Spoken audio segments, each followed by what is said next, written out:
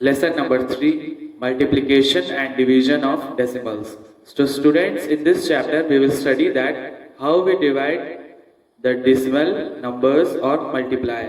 इस चैप्टर में हम पढ़ेंगे कैसे हम या मल्टीप्लाई या डिवाइड डेसिमल नंबर्स को कैसे करते हैं, ठीक है. So let's get started. The first thing I have written here is 37.05. मैंने यहाँ पे लिखा है 37.05. तो ये जो 37 है ये आपका है होल नंबर, ठीक है. 37 क्या है? Whole number. ये जो पॉइंट लगा हुआ है ये आपका है डेसिमल, ठीक है. डेसिमल या डॉट कुछ भी कह लीजिए. और ये जो 0.05, ठीक है, ये क्या है आपका? ये है आपका डेसिमल पार्ट.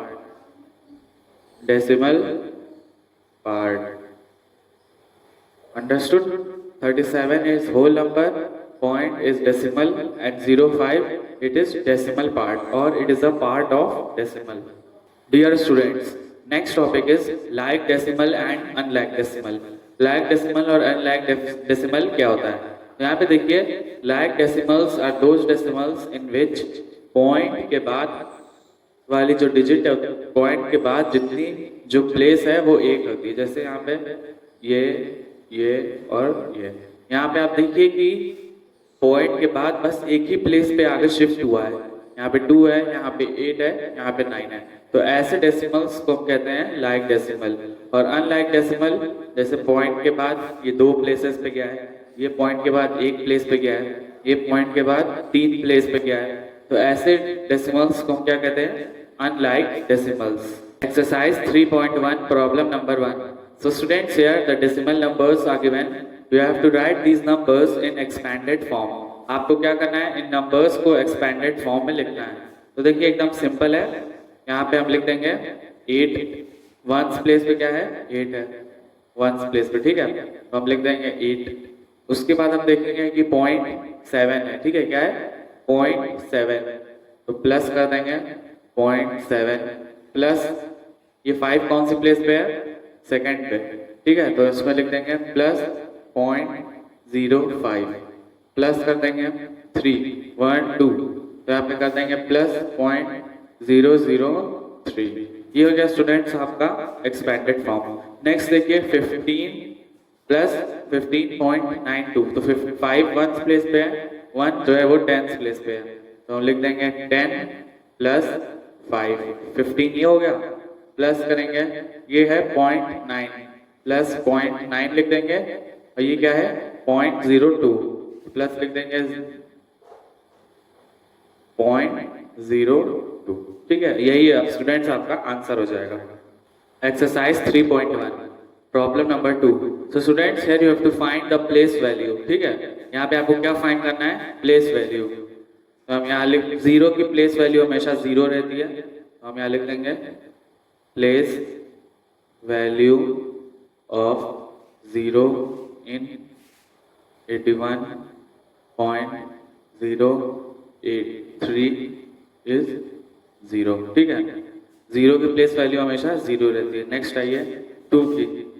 हम यहाँ लिखेंगे place value of 2 in 12.58 is, ये कौन सी प्लेस पे है? पॉइंट से पहले ये वंस है, ये 10th है. 2 वंस प्लेस पे है, तो प्लेस वैल्यू कितनी हो जाएगी? 2. नेक्स्ट देखिए 19.264.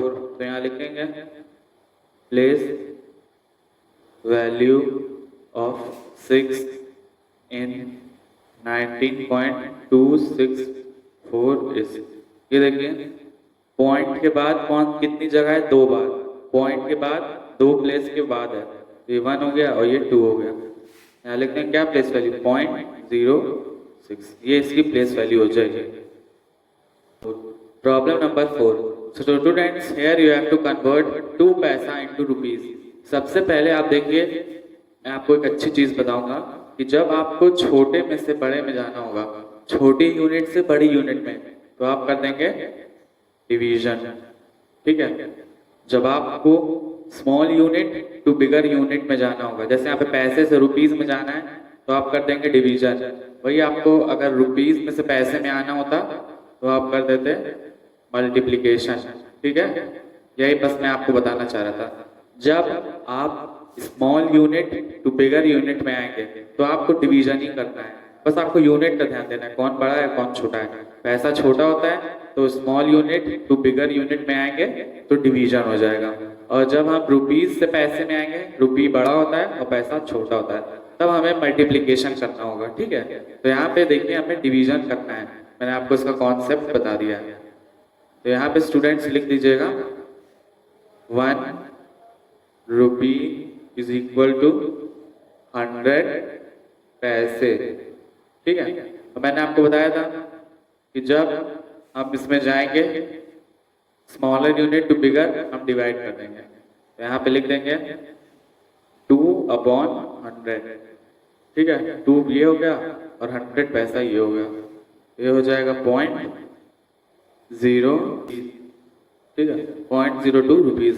क्यों हमने किया? क्योंकि मैंने आपको बताया था जब छोटे यूनिट से बड़े यूनिट में जाते हैं तो डिवीजन करते हैं, इसीलिए हमने यहाँ पे डिवीजन कर दिया है।